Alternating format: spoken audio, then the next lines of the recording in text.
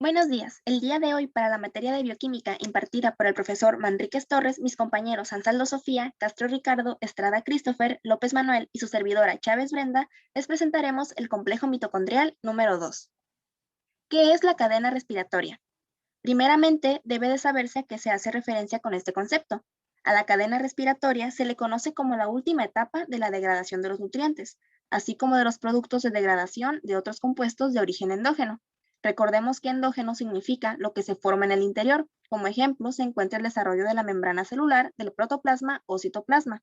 A la cadena también se le define como la etapa en que se obtiene, en manera de ATP, la mayor parte de la energía propia de estos compuestos. Dividiendo la cadena respiratoria se van a comprender dos procesos, que para entenderlos debemos saber que existen los endergónicos, los cuales requieren que el sistema tome energía, contrario al exergónico, en el que se libera energía. Entonces, el primer proceso será uno exergónico, siendo la cadena transportadora de electrones, el cual será explicado más adelante, y el segundo proceso es uno endergónico, la fosforilación oxidativa, que de forma rápida consiste en la síntesis del ATP. Ambos procesos de la cadena respiratoria se llevarán a cabo en la membrana interna de la mitocondria. ¿Qué es la cadena transportadora?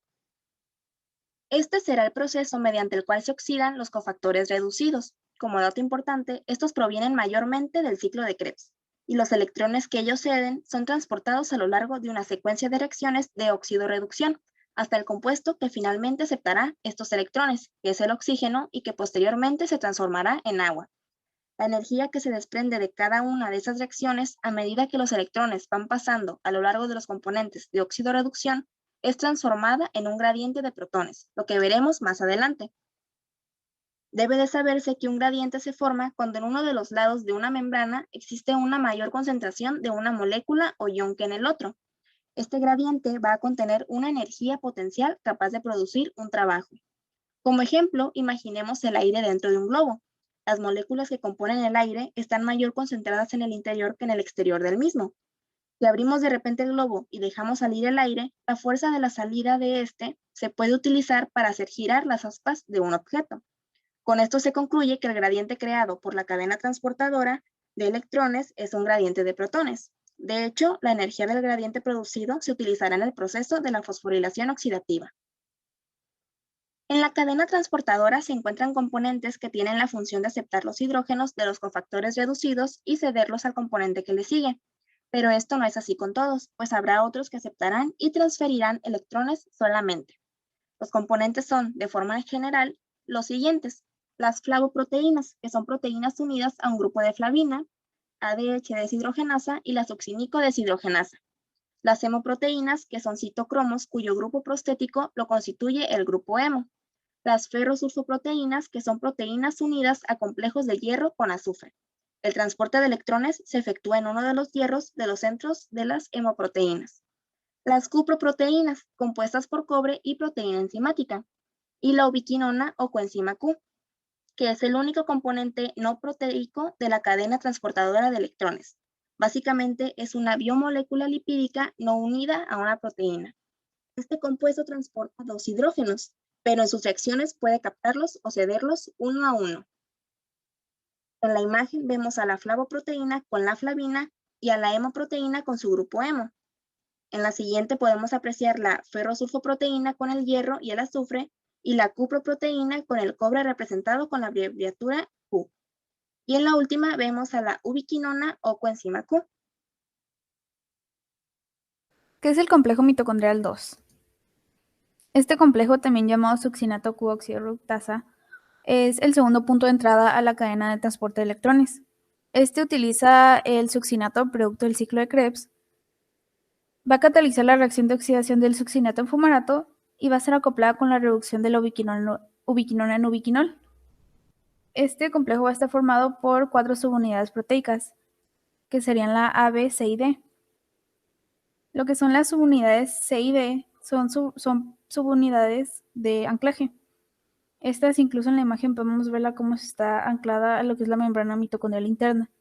Luego están las unidades B y A, que forman parte del núcleo catalítico y se van a colocar hacia la parte exterior de la membrana mitocondrial interna. Este complejo también contiene FAD, que es flavina adenina dinucleótido, que va a estar unido covalentemente a este complejo. Luego aquí podemos ver una representación tridimensional de este complejo y podemos ver cómo se encuentran 4 colores representando las 4 subunidades proteicas. Luego aquí ya podemos ver estas subunidades ancladas a lo que es la membrana mitocondrial.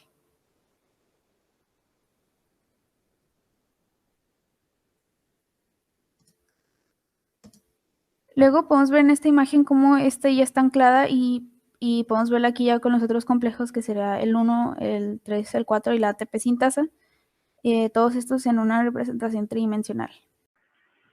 El succinato de deshidrogenasa es una oxidorreductasa de tipo 1.3.5.11. Está compuesta por una cabeza hidrofílica y una cola hidrofóbica. La cabeza hidrofílica está conformada por 2 subunidades proteicas, las cuales son la SDHA y B, que son parte del centro catalítico y tienen cofactores redox que van a ser utilizados para la transferencia de electrones a la ubiquinona. La ubiquinona está unida a la cola hidrofílica. Cabe resaltar que la succinato de deshidrogenasa es la única enzima de todo el proceso ligada a membrana.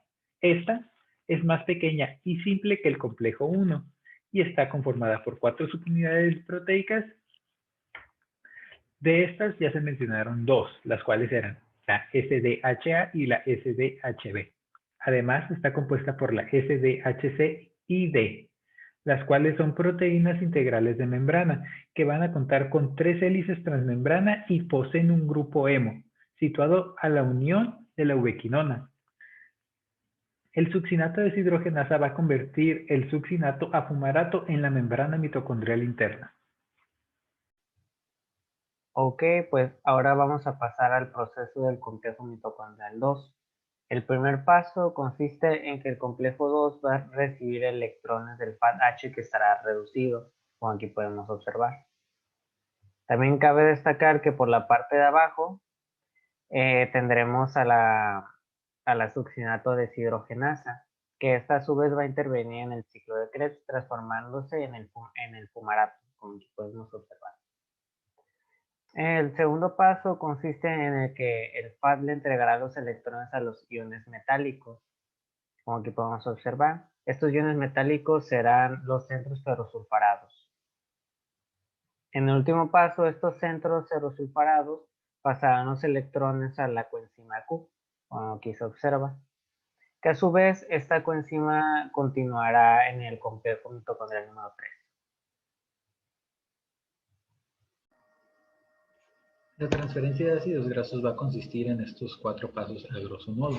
Por la beta-oxidación del acil graso coenzima A, que va a ser catalizado por la flavoproteína acilcoenzima A deshidrogenasa, la transferencia de electrones desde el sustrato FAT de la deshidrogenasa a la flavoproteína transferidora de electrones, la ubiquinona oxirreductasa, el glicerol 3-fosfato, el cual va a provenir del glicerol liberado de la hidrólisis de triglicerol y la reducción de hidroacetato en la glucólisis. Este va a ser oxidado por el glicerol 3-fosfato deshidrogenasa.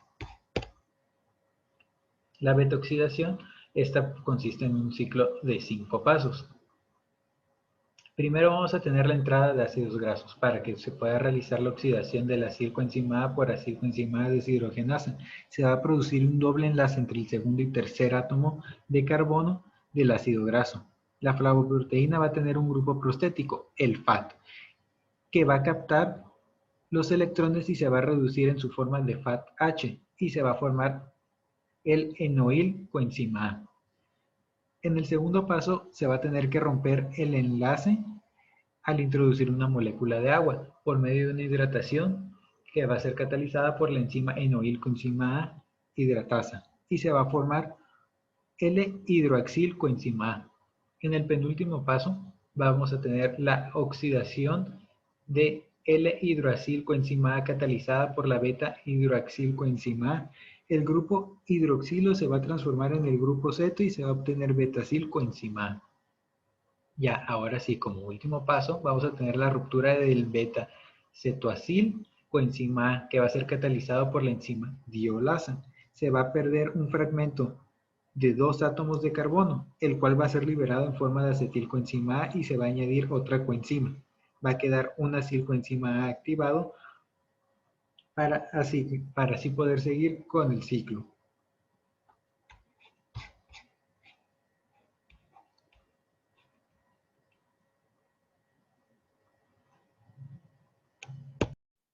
Muy bien, yo les hablaré acerca de la relación del ciclo de Krebs con el segundo complejo mitocondrial.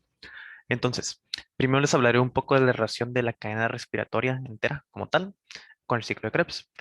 Entonces, como sabemos, la respiración aeróbica en las mitocondrias puede usar el NADH y el FADH, que son generados por la degradación de los aminoácidos y ácidos grasos para la producción de energía, además de los ya producidos por la descomposición de la glucosa.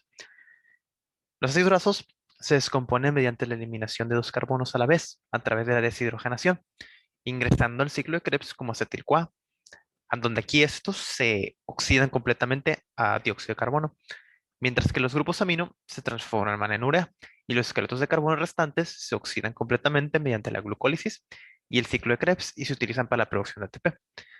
De esta forma, la cadena respiratoria mitocondrial nos sirve como el componente clave para la producción de energía. Entonces, aquí tenemos en esta imagen la localización del ciclo de Krebs y la fosforilación oxidativa, aquí ya entrando a lo que viene siendo la relación del ciclo de Krebs con el complejo mitocondrial. Entonces, dentro del ciclo de Krebs, en la reacción de succinato-fumarato, donde participa la enzima succinato deshidrogenasa, se forma el FADH2. Este es nuestro principal componente que va a influir en el complejo mitocondrial número 2. El FAD se reduce a FADH2 en las mitocondrias durante el ciclo de Krebs, como mencioné ahorita. Entonces, FADH2 es una forma reducida de FAD, que es el de un nucleótido de adenina flavina. Entonces, el FADH no es tan bueno para donar electrones como el NADH, por lo que este no puede transferir esos electrones hacia el complejo 1. Entonces, como dije anteriormente, introduce los electrones a la cadena de transporte a través del complejo 2. Este es el cual no bombea protones a través de la membrana. Entonces, como sabemos, el ciclo de Krebs es una parte vital del proceso de respiración aeróbica celular. La energía potencial que se libera en cada paso de la respiración se almacena en forma de enlaces químicos en FADH2, NADH2 y eventualmente en ATP, o en trisfosfato de adenosina. Entonces el ciclo de Krebs consiste, como dice aquí, en una serie de 8 reacciones que resultan en la formación de FADH2 y NADH2, que sirven como combustible, esto a mí me parece una palabra clave, combustible, para el paso final. Oh, me regreso los temas. Aquí está. Sirven como combustible para el paso final de la respiración, que es el transporte de los electrones. Entonces, como tenemos en esta imagen, el FADH2 llega al complejo 2 y cede dos electrones, los cuales ya entran a la cadena respiratoria o la cadena de transporte de electrones. Entonces, una vez que se complete el proceso de respiración, se requiere oxígeno para oxidar NADH y FADH2 de nuevo a NAD y FAD para que puedan reutilizarse en futuros ciclos de Krebs. Eso ya está después cuando termina la cadena respiratoria. También al final, como sabemos, salen los electrones y se unen a oxígeno y se unen a los protones para formar agua. Finalmente, la energía liberada por la oxidación de NADH y FADH2 se utiliza para la formación de ATP, que es la fuente de energía para las células, como ya sabemos. Entonces podemos decir que la relación del complejo mitocondrial al ciclo de Krebs, la más evidente, es la que tenemos en esta imagen, sobre todo con el FADH. El FADH es el que interactúa directamente con el complejo. Y también la enzima succinato deshidrogenasa, que es la misma que trabaja tanto en el ciclo de Krebs como es parte del complejo número 2. Eficiencia de la succinato deshidrogenasa. La eficiencia de la succinato deshidrogenasa es causada por una pérdida de la función de los genes que codifican las subunidades de la succinato deshidrogenasa. Entre estos genes podemos encontrar a la SDHA, la SDHB, SDHC y la SDHD. Los pacientes que dan positivo a estas pruebas de mutación pueden estar en riesgo de dos síndromes relacionados. Entre ellos encontramos a la TREA de Carney y al síndrome de Carney-Statakis. La TREA de Carney, esta es una afección sindrómica y que se encuentra principalmente en pacientes más jóvenes y parece que esta enfermedad no es hereditaria. Además, esta enfermedad puede incluir cóndromas pulmonares o también paragangliomas. En cambio, el síndrome de Carney-Stokes, este es un síndrome que sí es hereditario y que afecta predominantemente a los pacientes jóvenes del sexo femenino. Y los pacientes con este síndrome son más propensos a tumores que no son tan comunes. Muy bien, como conclusión, tomamos que el complejo mitocondrial 2 es de gran importancia, porque como vimos al inicio, va a formar parte de la cadena transportadora de electrones. Este va a ser el segundo paso de este proceso, y esto nos va a promover la síntesis de ATP, y sabemos que el ATP es vital para llevar a cabo otros procesos para la creación de síntesis de macromoléculas complejas. Y estas son nuestras referencias. Muchas gracias.